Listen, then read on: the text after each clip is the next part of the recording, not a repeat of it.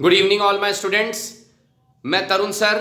मैंने UP TET English की classes online और ऑफलाइन चालू कर दी हैं।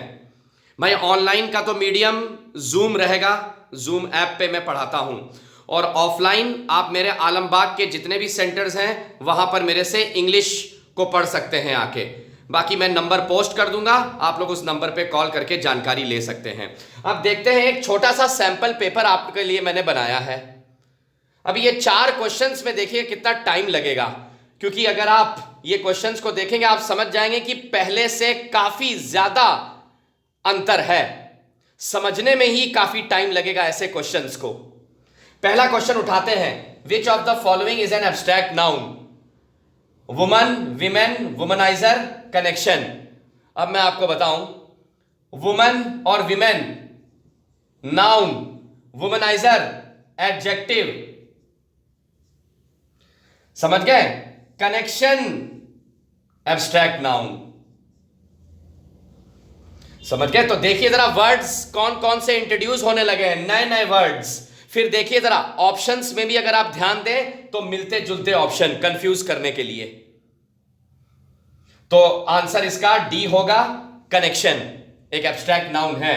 दूसरे पे आते हैं, है ये नाउन का ही क्वेश्चन, लेकिन जरा देखिए कि वर्ड्स में कितना अंतर आ गया। पहले कैसे वर्ड्स यूज करते थे ये लोग? ब्यूटी, मोटिवेशन, लेड, कॉपर, इस तरीके के वर्ड सिंपल सिंपल पूछ लेते थे। तो ब्यूटी क्या है? Abstract noun. मोटिवेशन क्या है? Abstract noun. लेड, कॉपर क्या है? Material noun. ये तो कोई भी आंसर दे देगा। ये देखिए कैसे बदल दिया इन्होंने, और ये वर्ड लेके आ गए एडवर्सिटी। तो एडवर्सिटी का मतलब होता है डिफिकल्ट सिचुएशन। ना तो ये प्रॉपर नाउन है, ना तो ये कॉमन नाउन है, ना तो ये मटेरियल नाउन है। This is an abstract noun.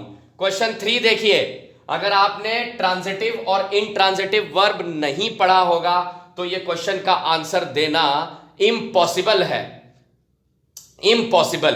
तो ट्रांजिटिव वर्ब सबसे पहली बात तो समझ लेते हैं क्या। Transitive verbs are those verbs which have an object in the sentence.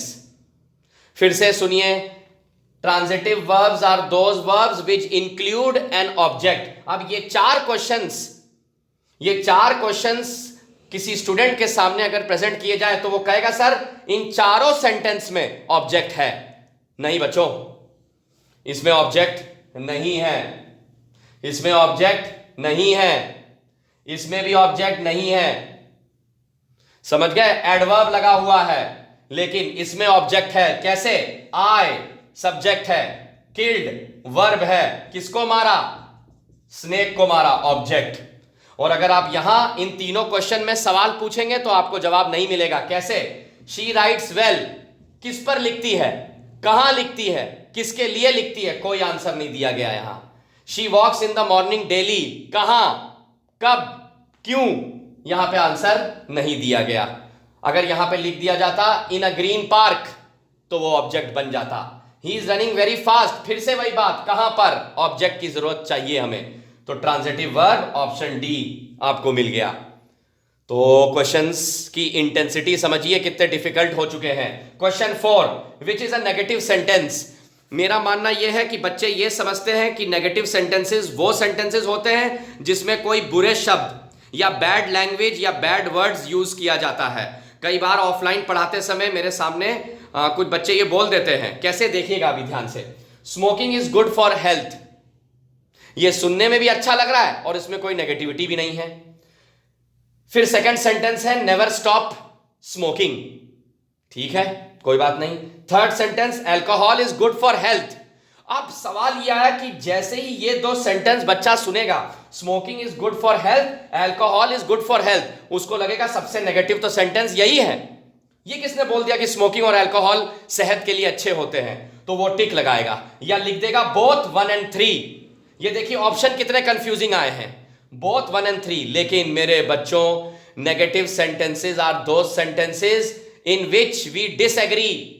Disagreement होता है, जो चीज नहीं, ना, ऐसी चीजें आनी चाहिए। और वो कहां आ रही है? नेवर स्टॉप स्मोकिंग, ये है आपका नेगेटिव सेंटेंस।